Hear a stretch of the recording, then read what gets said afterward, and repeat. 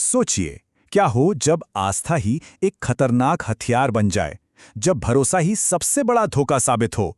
आज की कहानी एक ऐसे ही ढोंग की है जो सुनकर रोंगटे खड़े कर देगी। चलिए कहानी की शुरुआत करते हैं एक नंबर से 58। जांच करने वालों को एक पेन ड्राइव मिली और उसमें थे 58 अश्लील वीडियो। यह सिर्फ एक नंबर नहीं है, यह भरोसे के टूटने का सबूत है। और यह तो बस कहानी की शुरुआत है। और फिर सामने आता है एक और नंबर, 500 करोड़ रुपए। जी हाँ, मतलब ये मामला सिर्फ यौन शोषण का नहीं था, बल्कि ये करोड़ों के काले साम्राज्य का एक बहुत बड़ा जाल था।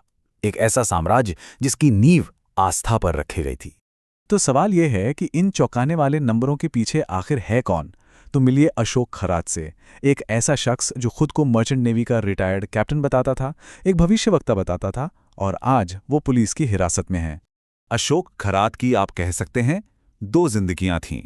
दुनिया के लिए वो एक सम्मानित रिटायर्ड कैप्टन और आध्यात्मिक गुरु था, लेकिन बंद दरवाजों के पीछे एसआईटी की जांच ने एक ऐसे शातिर अपराधी का पर्दाफाश किया जो कमजोर और जरूरतमंद लोगों को अपना शिकार बनाता था। अब ये समझना बहुत जरूरी है कि ये सिर्फ पैसे की ठगी नहीं थी, ये एक बहुत ही गहरी पर्सनल लेवल की साजिश थी, जिसमें पवित्र मान्यताओं को ही हथियार की तरह इस्तेमाल किया गया। खरात का तरीका बहुत ही शातिर था। वो खुद को भगवान कृष्ण का अवतार बताता था, भोली भाली महिलाओं को अपना निशाना बनाता, फिर पूजा के नाम पर उनके सिर पर तांबे का लोटा रखकर कुछ मंत्र पढ़ता और फिर उन्हें प्रसाद में नशीली मिठाई और एक अजीब स्वाद वाला पानी पिला देता था। जैसी वो बेहोश होती, वो उनका शोषण करता और बाहर उनके अपने परिवार वाले ये सोचकर इंतजार कर रहे होते थे कि अंदर कोई पवित्र अनुष्ठान चल रहा है। तुम पिछले जन्म में मेरी राधा थी। सोचिए, ये वो डरावनी और चालाकी से भरी लाइन थी जिसका इस्तेमाल वो अपने शिकार को फंसाने के लिए करता था। ये दिखाता है कि कैसे उसने पवित्र कहानियों को अपने घिनौने इरादों के लिए इस्तेमाल किया। चलिए अब इस कहानी के दूसरे पहलू पर नजर डालते हैं, यौन शोषण से हटकर उस विशाल आर्थिक अपराध पर जिसने खरात के इस पूरे ऑपरेशन को खड़ा किया था। तो जब एसआईटी ने जांच शुरू की तो पता चला कि उसका ये साम्राज्य सिर्फ एक शहर तक नहीं था। नासिक, सिन्नर, अहिल्यानगर, हर जगह उसकी प्रॉपर्टीज का जाल फैला हुआ था। और आंकड़े तो सच में हैरान करने वाले हैं। कुल मिलाकर 52 प्रॉपर्टीज, और इनकी कीमत का अंदाजा जानते हैं कितना है? पूरे 500 करोड़ रुपए से भी ज्यादा। अब सवाल तो यही उठता है ना कि एक रिटायर्ड कैप्टन के पास इतना पैसा, इतनी दौलत आखिर आई कहां से? क्या ये सब भक्तों के चढ़ावे का पैसा है, या फिर इसके पीछे बेनामी संपत्तियों का कोई बहुत बड़ा खेल चल रहा है? यही सवाल अब इनकम टैक्स डिपार्टमेंट भी पूछ रहा है।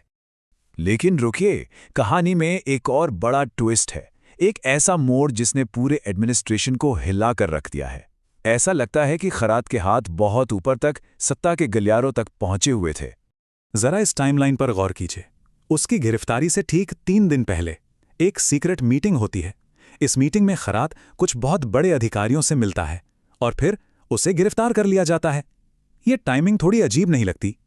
और इस मीटिंग की जो डिटेल्स सामने आई हैं वो बहुत परेशान करने वाली हैं। 3 अलग अलग होटल बुक हुए ताकि किसी को भनक न लगे। 3 बड़े आईएएस अफसर उसमें मौजूद थे, और इस पूरी मीटिंग को विनोद नाम के एक फिक्सर ने अरेंज करवाया था, जिसे अब पुलिस ढूंढ रही है। सवाल ये है कि इन बड़े अधिकारियों का इस बाबा के साथ क्या काम था? खैर, आखिरकार कानून के हाथ उस तक पहुंच ही गए, लेकिन उसकी गिरफ्तारी और इस पूरे मामले से जो सबक मिलता है वो कहीं ज्यादा बड़ा है। इस शातिर अपराधी को पकड़ना भी कोई आसान काम नहीं था। नासिक क्राइम ब्रांच को बाकायदा एक नाटक रचना पड़ा। उस इलाके में चोरी की झूठी खबर फैलाई गई और एक सर्च ऑपरेशन चलाया गया ताकि खरात को जरा भी शक न हो। कमाल की बात है ना, जो आदमी दूसरों का भविष्य देखने का दावा करता था, वो अपना ही भविष्य नहीं देख पाया। ये पूरा मामला है क्या? ये है अंधी आस्था का, यानी बिना सोचे समझे, बिना सवाल किए किसी पर भी यकीन कर लेना। और यही वो कमजोरी है जिसका खरात जैसे लोग फायदा उठाते हैं। यही उन्हें शोषण करने की ताकत देता है। और अंत में अशोक खरात का ये केस हम सबके लिए एक बहुत बड़ी चेतावनी है।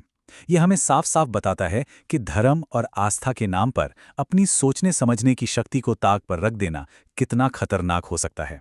तो सवाल यही है कि जब आस्था को ही हथियार बना लिया जाए तो इसकी कीमत आखिर कौन चुकाता है?